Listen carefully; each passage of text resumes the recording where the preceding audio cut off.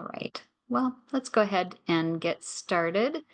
So, welcome to the Telebehavioral Health Training Series 2025 that is co hosted by the Behavioral Health Institute at Harborview Medical Center and the Northwest Regional Telehealth Resource Center that serves our 7-state region of Washington, Wyoming, Alaska, Montana, Idaho, Oregon, and Utah. Next slide, please. Again, we want to acknowledge the support very gratefully to the Washington State Healthcare Authority, who manages the funding that we get for this program through the state of Washington, the Northwest Regional Telehealth Resource Center, and the Area Health Education Center of Western Washington that assists us with all the accreditation on this program. Next slide, please. And I'm about to turn it over to Dr. Jennifer Erickson.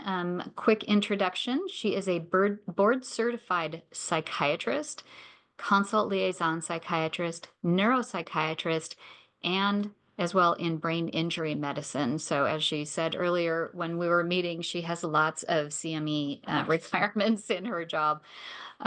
She developed an interest in telehealth as part of several projects that included working with and through and around all of the pre-pandemic rules and regulations, and was, I will say personally, incredibly helpful in getting telehealth up and running at the University of Washington back before it was cool, before the pandemic hit, and then throughout the pandemic as well, and continues to support that. She is also the life skills lead for the community-based fellowship program, which is part of the integrated care training program in the Department of Psychiatry. And she is the director of the traumatic brain injury behavioral health ECHO program, which we've referenced a few times, and I'll give some more information at the end with the announcements. So with that, I turn it over to Dr. Erickson. Thank you, Cara, and hello, everyone. Today, I'm going to talk about a very cleverly named, per Cara, title, Non-Standard Circuits, Telebehavioral Health Care for Traumatic Brain Injury and Neurodiverse Patients, specifically focusing on autism. There is a lot about tele that you can do with tele. I think we discovered that during the pandemic. There are some limits as well. So thinking through that, I will not bury the lead. Both of these populations are diverse and complicated, but there's a lot we can potentially do. So moving past that, just a brief outline of what we're going to talk about. We're going to briefly go over traumatic brain injury management at a very, very high level in treatment and talk about where telehealth could be utilized in that, including a review of the literature.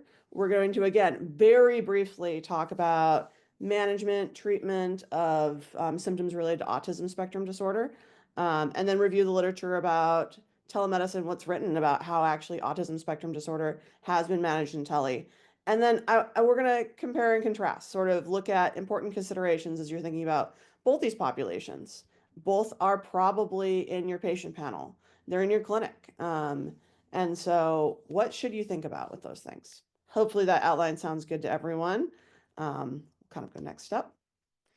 All right. The current continuum of care of traumatic brain injury, and I just want to highlight that traumatic brain injury is one of my areas of interest beyond tele, and so I have to acknowledge that this slide is based on a slide from Durga Roy, who's been a mentor, is currently at Hopkins, also very much in the TBI world.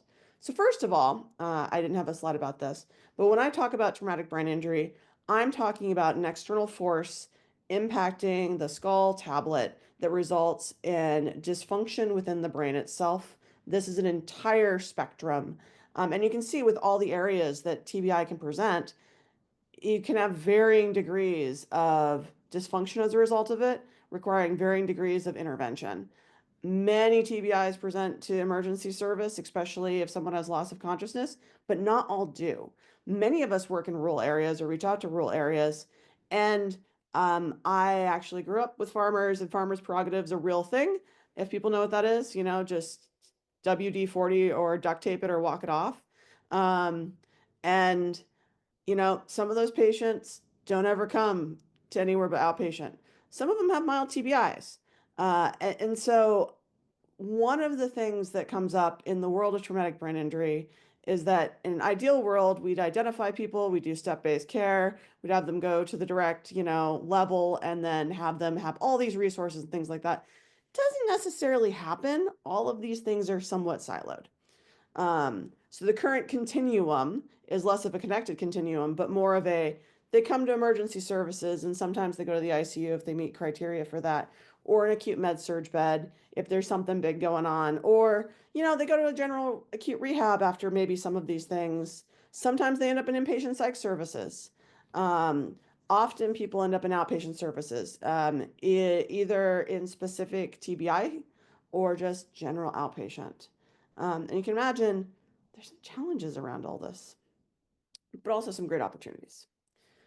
When it comes to treating traumatic brain injury, the actual injury itself is, it's a bit like a broken bone. Again, way oversimplified, in that you need time, space to heal, and we need to often get out of the way of the body to heal. And by get out of the way of the body and mind, we mean do things that are allowing people to sleep, manage their pain, be present in a safe way.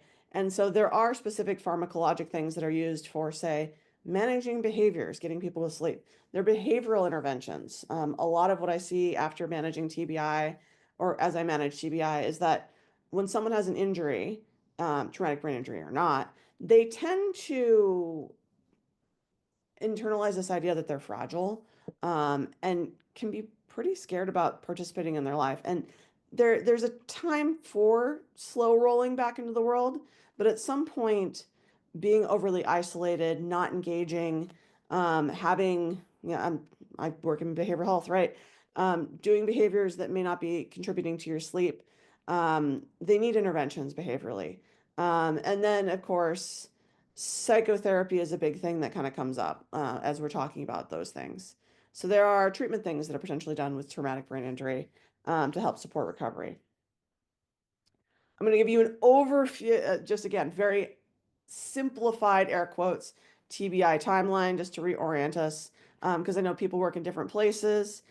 In general presentation, you can imagine, just to rehash this. Sometimes people come in at presentation, they're going straight to the ICU, especially in neuro ICU. Sometimes they're going to inpatient.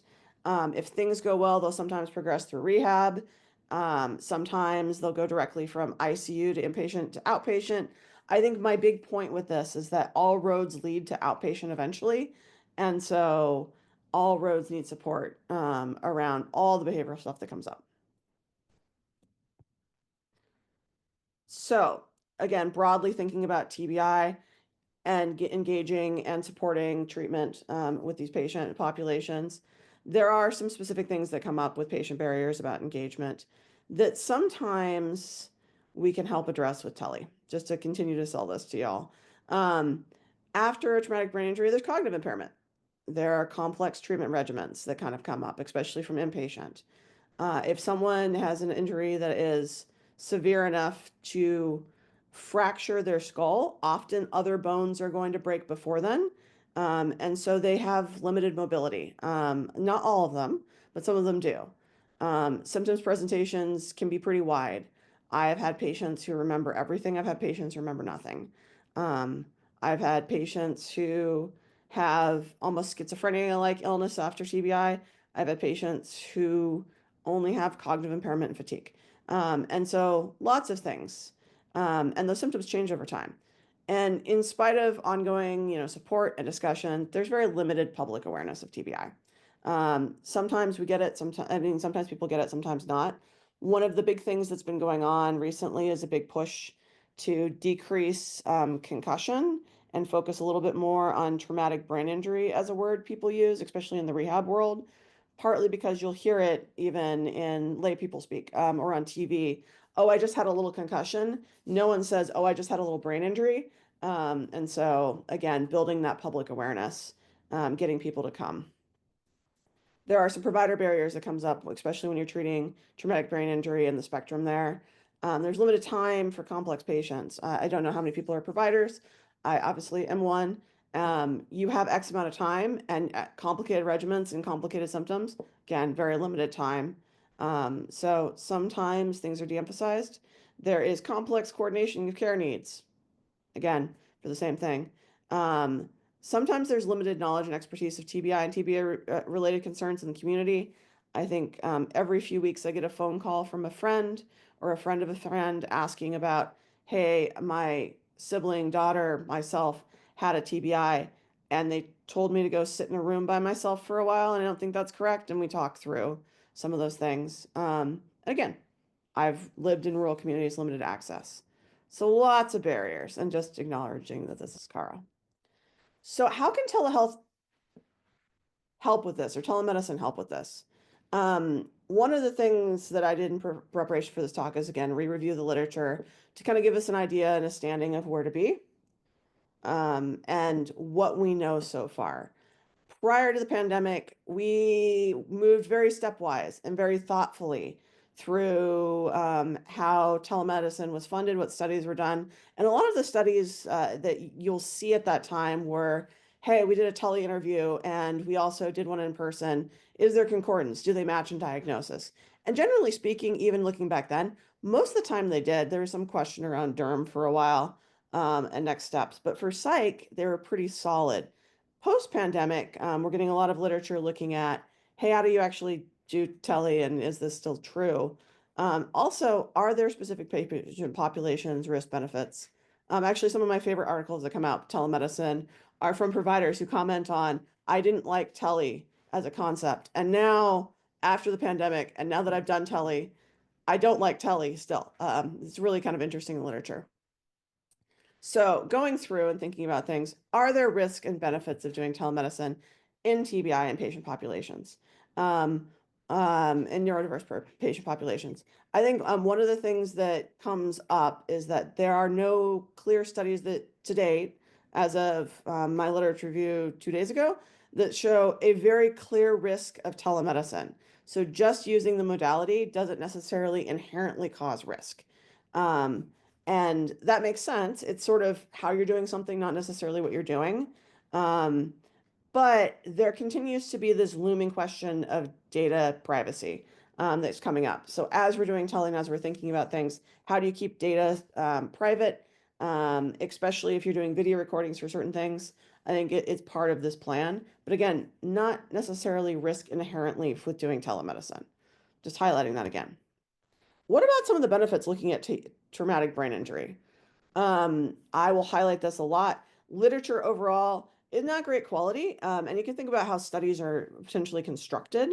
In the world of traumatic brain injury, often when we're doing studies, we're taking patients who have a slew of different symptoms, a slew of different potential needs, and we are sticking them in a glob together, and then we're seeing if a particular intervention is helpful or not. And often this is real time, often this is organically formed.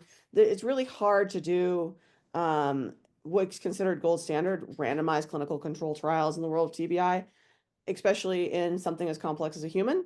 And so overall, we're making guesses, including such things as using proxies for making estimates around how much something costs. So one of the big thing that will come up is that, is it helpful financially? Does it decrease costs for patients? And we have some really interesting questionable math around that. It seems like it trends towards it, but for example, if you take a bunch of people and you stick them in a glob and say the average cost of transportation is this for these patients, it may not be true depending on how close the population lives to, say, the healthcare center. So my point again being, overall, we'll extrapolate what we can from the literature, but it's not robust. It's not hang your hat on kind of literature. One of the things we do see specifically in telehealth as a broad cut, and you'll see this in TBI as well, it does seem to help decrease ICU mortality and length of stay. I always find that interesting. I work primarily rural outpatient and do inpatient, but in inpatient psych. So I find it interesting, but not necessarily helpful. I do find it interesting that overall, it seems that, especially in the ER TBI world, it can decrease potential transfers inappropriate or increased appropriate transfers. Um, I think, again, just to highlight some of the preclinical literature or pre-pandemic literature, even in the world of TBI, pretty similar outcomes, telemedicine and inpatient, especially in the outpatient setting, and patients generally satisfied. This is a common theme. You'll definitely find patients, providers at an individual level who have things to say about it, but tele is an entry point for some of these things, especially in traumatic brain injury and neurodiverse patients. I mean, you can lean towards it probably is fine. And then psychiatry, which is where I live, generally higher treatment adherence and patient satisfaction, not interrupting patients' lives. So again, looking at telemedicine benefits broadly in this population. Getting a little more specific, what about using telemedicine for TBI, looking at, say, specialists, patients, primary care providers? What can we find in literature about this? What has been done? We can look specifically at specialists.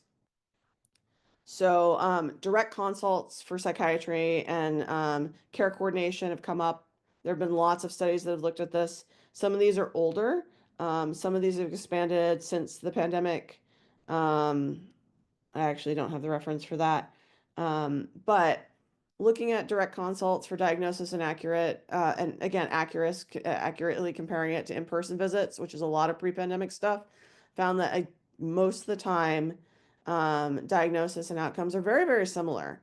I find this to be very intuitively true. Especially in the world of TBI, often we are extrapolating based upon data, like, for example, head imaging, things that are in the chart. So that tends to be very, very true. We often have a lot of touches from other providers, other other clinical sources of data, and so it tends to be true. Psychiatry tends to do overall, tends to be very metric based when we do it, metric based, and so you find that tends to, again, very consistent, I think, is my point, with what we see pre-pandemic and post-pandemic. What I find really interesting is that tele-rehab, when set up correctly for TBI, actually has been found to be effective via phone and actually feasible for internet-based interventions. The reason this particular study, which was from 2018, said it was feasible is that it didn't fully have a large enough patient population to say that it was effective. The number of patients needed need to be bigger to actually have some difference in person versus internet based. There was a lot of support around this from patients and from providers. So doing internet based interventions seem to have all the things that we expect when we see people do tele. It seems to be slightly more convenient for patients. Seems to be more timely. Seems to decrease increase compliance. So again, lots of push potentially to incorporate telerehab. And I believe there are some places in Washington and beyond that are doing this specifically for, again, very targeted things. You're probably not doing full neurologic rehab with a patient via tele, but it does point that there might be some options. For example, to think about, can you do in real time exercises, certain cognitive things, practice or reframing things involving caretakers and developing some of these skills. There's now growing evidence to suggest, yeah, that's feasible and could be done. Psychotherapy, I will call out specifically in the world of traumatic brain injury. There are studies that suggest, yes, you can do problem-solving therapy, either via phone or via tele now. Behavioral activation and cognitive behavioral therapy, which are all key things that come up, especially in traumatic brain injury. And are extremely helpful, not just initially on onset, but also in booster sessions. I think one of the nuanced facts about a lot of these things is that you often have to tweak the manual, so to speak. So you may not be covering all of the content all at once, depending on the patient. You may need shorter sessions. You may need more more flexibility on how you actually give that give that intervention. And tele can lend itself to that in a way that sometimes coming into an office can't. Um, so growing literature that you actually can use psychotherapy remotely. This also has the benefit that if you, work in an academic center like University of Washington or beyond, and you have expertise in this, you may be able to actually reach more into the community, depending on need and availability. What about patients? What has tele actually been shown to help with in TBI and patients? One of the big things that comes up is that there's actually pretty good evidence that using tele as appointment reminders, medication reminders, that does actually seem to help and increase compliance. There's actually reasons why now all of us get appointment reminders on our phone. But they actually can be especially helpful in people who have cognitive issues, which is something that is very common after TBI. I have question marks about decreased travel or decreased patient costs because, again, how we've modeled that is not probably ideal. A lot of the data comes out of the VA when we have it, and that is based upon who's submitting receipts and not. By that, I mean, um, historically travel to a central VA for veterans who lived in extended communities, especially if there's a particular thing you needed, had a reimbursement process. And so that was a proxy, but that requires people to actually submit receipts and us to have access to that at a level which sometimes exists within the VA and sometimes does not. Um, Again, when I mean access as a civilian, VA has a lot of access to VA stuff. Um, it also requires accurate information in charts and proxies. So again, it's just the math lends itself towards that, but it's not exactly what you call robust math. It also may decrease patient cost. Again, for the same reason, it's kind of messy. What about providers? So in general, even now, thinking broadly about all of these things, thinking about review of key telehealth outcomes, just broadly, um, beyond TBI, it's hard to get to that level of data. That generally speaking, providers and patients are still mostly satisfied with TBI on a whole population level. Again, individual patients sometimes vary and have different needs, but generally satisfied with how it works. Provider concerns still seem to outweigh patients' concerns, which I always find interesting, but again, makes sense. Um, in general, face-to-face and usual care, as we look at the literature, very, very similar-ish. And this is general psych data I want to highlight because, again, getting to TBI data is a little hard when you look at providers. You generally see decreased cancellations, no-shows, and again, generally question mark costs. Is it important that it is tele? Do we have data that suggests telephone in and of itself? And I realize telephone reimbursement is controversial at this moment, or in the crosshairs a little bit. So pre-pandemic study found that, you know, actually having 1 year later scheduled phone calls, patients fared better. So again, checking in with people, making sure they're doing okay through whatever means we can, making sure that they're, supported, shockingly makes things better on a whole.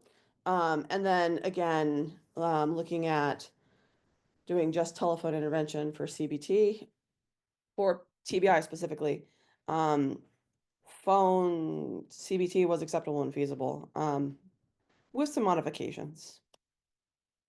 There have been some studies that have actually looked at other technology in TBI because I know that's a big thing that comes up, especially when you're talking about telehealth. This is a scoping review. They found 40 studies that actually looked at telephone, short messages, all sorts of smartphones, digital devices, um, and found that, like it seems to be helping a little bit with capturing fluctuating symptoms, but much like all the other literature, may be helpful, needs more study. Um, I'm expecting this to be one of the big fronts that come forward for two reasons. One, it probably is a little bit where we're going. We're seeing a lot of AI, we're seeing a lot of digital assistants. custom devices, and also this is going to be one of those hotbed things that come up with um, how we actually manage data security. So more on this in the future. If people ask me, would I recommend things like this? I mean, not yet. Open to discuss it individually with patients. And if they're really looking for apps, I tend to go to the VA apps, just as a whole. Again, this is looking at mobile tech. As with all the other ones, showed that it was feasible and acceptable. Again, scheduling timing unclear, and this data stuff just keeps coming up, just to be clear about that. One more, again, looked at mobile applications. All right, so pivoting. So what about autism spectrum disorder? Much like we talked about with TBI, this is the current continuum of care with autism spectrum disorder. Autism is something that is just broadly, as we're getting into it, as we're digging into it, as people may have seen this week, CDC, everyone is defining it fairly well as heterogeneous, behaviorally defined as neurodevelopmental disorder. There aren't clear markers, although we keep looking, and there aren't, specific targeted medications around autism. Because much like TBI, it seems to be this is a thing that happens with brains. And then we are dealing with behavioral aftermath or, like needs related to how this is now functioning differently. It could present anywhere and be part of any appointment, much like TBI. And then, a lot of the big targets around autism, around diagnosis and treatment of comorbidities. That's often what we're doing. And I think the big theme, much like TBI would love it to present earlier, we'd like to catch autism earlier. I actually think we're doing a better job of screening and finding it earlier. I think there's still room to grow, but just to throw that out there. There are patient barriers, much like TBI, that come up. Sometimes there's cognitive impairment that can come with autism. It may not be full-on learning disability, but there sometimes is communication issues that come up. Again, very heterogeneous, very, very broad symptom spectrum. They can have a complex treatment regimen. Sometimes this comes with limited mobility. Much like TBI, there's not necessarily full public awareness of autism spectrum disorder.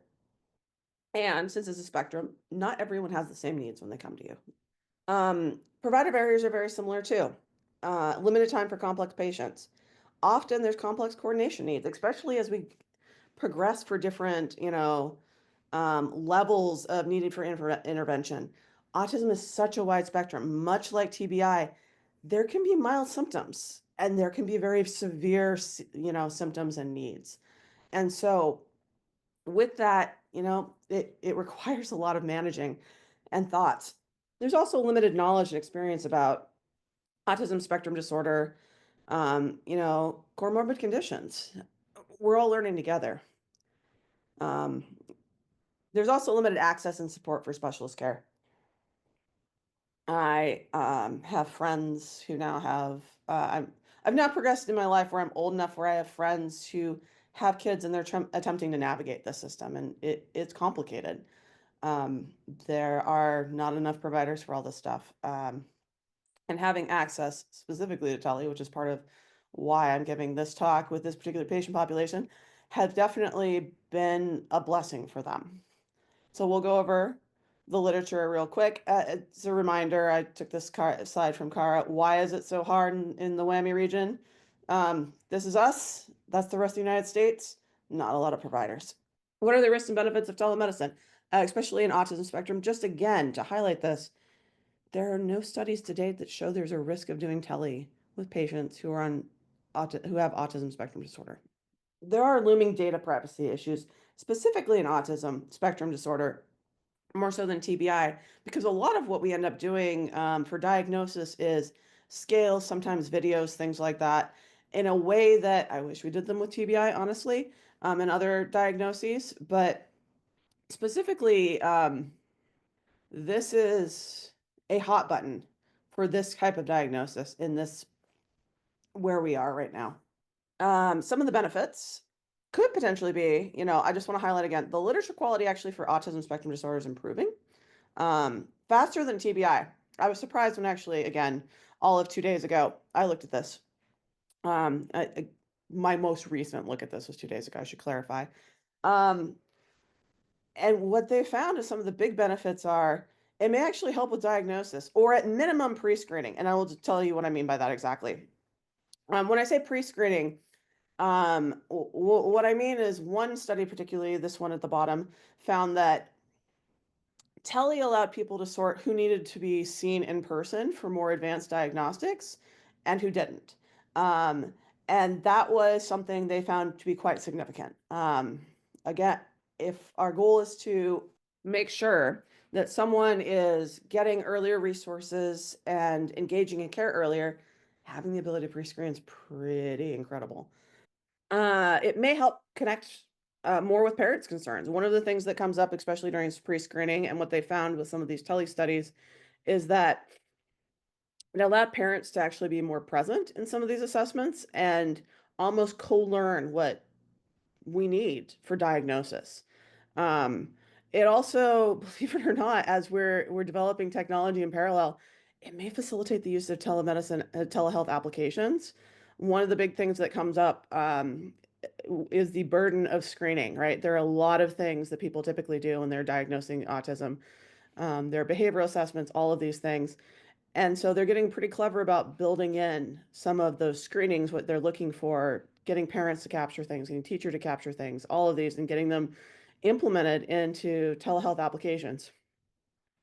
The downside, again, is data management and privacy, but it actually may help with that. What else is coming up? Um, AI is actually specifically starting to be used for autism spectrum disorder. Again, lots of screening, lots of all sorts of stuff going on. Thinking about how do you actually take all those multiple screens and behavioral observations, and can AI help identify people earlier?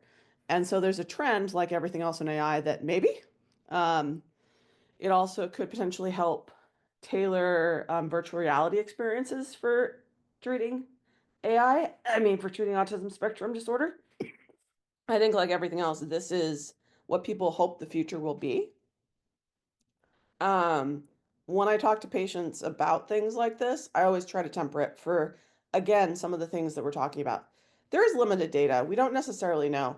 The core of what they're doing is still what we'd expect to do in therapy, ideally. So if you're doing behavior training, if you're doing social training, yeah, if VR can do that, great. And we need to be careful about data privacy with this. Anytime I see AI, this is also me being slightly cynical. I think AI is a potentially powerful tool, and I'm always looking at AI as an opportunity to streamline some of my work while also not compromising my work. Um, if I could have a digital scribe right now, I would have one, but I'm not going to do that at the risk of not being able to, interview and interact with people, or have AI tell me what I should be doing to talk to a patient. I don't want to give that away. So I think more of this will be coming, and I think it's great that there's now early literature saying, yeah, maybe actually we can use AI to identify autism spectrum early and make sure we're completing our screenings. And let's slow roll and not put the cart before the horse. All right. So I'm going to pivot to kind of put the two together for everyone, try to land the plane, so to speak. Why these two things together? One more cough, and then hopefully I can make it through this slide. Some clinics will do things like completely screen out anyone who has had a history of TBI or autism spectrum disorder from doing tele. I've seen it. I've definitely done some advice on not doing that because I just want to highlight that for both of these disorders, it is such a wide, diverse presentation. The assessment needs are potentially very, very wide. And many of the things, even minor things, can be adapted to telehealth. While there isn't necessarily robust evidence that you can do specific things, there's also not a lot of evidence to suggest that telehealth will not be something that you could at least try and begin to assess concerns with. So I like to highlight that this is something that, one, it sort of tells us what we can do, but more importantly, it doesn't tell us what we can't do.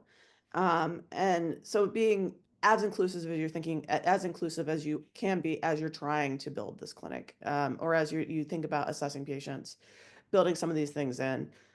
I often push for, again, the highlight being that both can present anywhere. So, all right, you are thinking about doing TBI and autism spectrum as part of a clinic, or you're building this.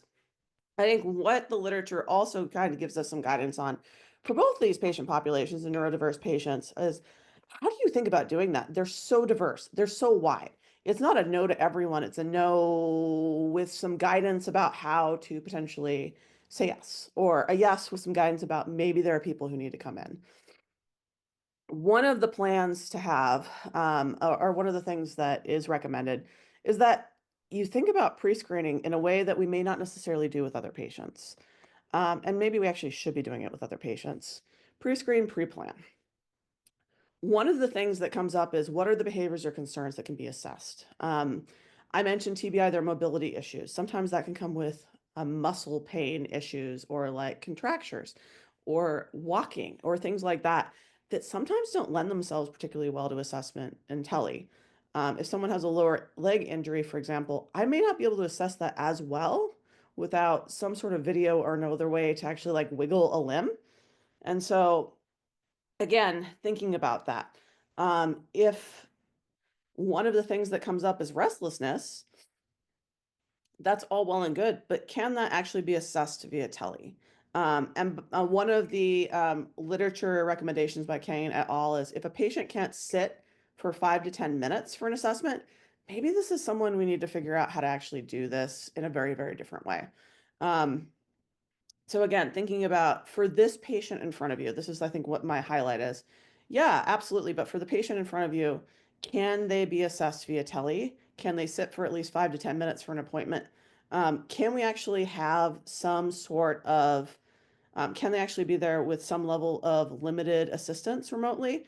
Or do they have assistance? Again, being really creative, thinking pre-planning, seeing patients like this, laying some of these things out. The other thing that comes up is what can you send or do in preparation for the appointment? Can you have a list of videos, things like that available? Do you have tips, tricks, things that you've done before? That can be important for thinking about pre-planning, pre-screening these patients. One of the other things highly recommend um, is that as you're running appointments, because sometimes we get in a little too deep over our head as we're running, as we're inviting people more into clinic. Um, I try desperately for all these patients to have some collateral if they'll allow me, some caretaker reports. The other thing is that as an active process, because again, wide variance in what symptoms can look, approach these clinically as what do I hope to get through? And then I adjust. For example, I don't know someone's level of cognitive impairment in traumatic brain injury. I don't know their processing speed or their verbal processing speed in autism spectrum disorder. I make it a point to actively, adjust to not just what I'm saying, but whether or not they can teach back and engage with me. And that's a note that I include in myself on a sticky note for some of these patients. So slowing things down as appropriate or speeding them up. I have a reference actually that I coughed through. Sorry, everyone. On CBT specifically that highlights that there are protocols for decreasing the content. So shorter appointments, maybe more frequently, managing cognitive load. So again, adjusting those things. And then as part of this particular patient population, reassessing future appointments. Are there things about this patient that occasionally needs an in-person appointment? What are they? Does that appointment or intervention need to be shorter or longer? Adjusting that. Do we need more support in the room? And then are we meeting the right person virtually? I think this is some of the questions that we have that are pending in the literature and pending, and many of you probably actually have some clinical thoughts about this. But this is often how I recommend guiding as you're thinking about even beyond TBI and autism, but some of those things that are a little stickier as you're doing telehealth and thinking about telehealth with patients. We often want to take huge population cuts and be like, yes, no, because again, it makes it easy to screen. But I actually think there's a lot of play in there, especially with these large complicated things that come up. And with that, I'm going to show you my way too long list of references and hand it to Cara and drink my tea some more. I can read you some questions. We've only got a couple of minutes. Do strokes fall under TBI as well? Technically, no, that's a broader cut category known as a brain injury, right? So not every brain injury is a TBI. So technically, no, based upon mechanism, just for sorting and research purposes. Okay. You use the term skull tablet. Not familiar with that term. What is it? Yeah, it's just the skull. Usually the tablet's the base part of the skull, which is the thickest. So there's just difference in thickness and hardness. But yeah, the skull itself. Does it change anything if the TBI is due to brain surgery and removal of part of the brain, short-term memory being impacted? Um, I mean, I think you're talking about a similar symptom. So when surgery is involved, again, we would probably call that brain injury broadly, or we'd wonder about the other pathology going on. Traumatic brain injury affects a lot of the structures in a different way. So you can think of it, all of the brain's impacted. When you cut a section of the brain, only that section. So you do expect recovery also to be slightly different for those two things, but not necessarily how you do tele. Okay. Next one. I just went to an ethics training that was based on research the presenters had done. They spoke of why providers may have been or are reluctant to telehealth and define the experience in our field as a moral injury in our field because of the experience of having to adapt to telehealth without choice due to COVID. And then it was just the norm, and we are expected to continue to operate as though it was all normal. It makes me wonder how that may be influencing recent research. I think that's an amazing question and not one I've necessarily thought myself. I Yeah. mean, providers often end up at the top of their field, right? And they are doing what they want and the way they want. And we don't necessarily like to be told how to do things differently, let alone against a backdrop of the pandemic where everything was different. So I do like the term moral injury in that case. I do think that is some of the problem. I think also there is a reluctancy to adapt to new technology. You will find anytime there's a new medication, anytime there's a big change, you have people who are very eager to adapt to it. Your front runners, then you have people who are like next level, then you have your slow people, and then you have your people who will never do it.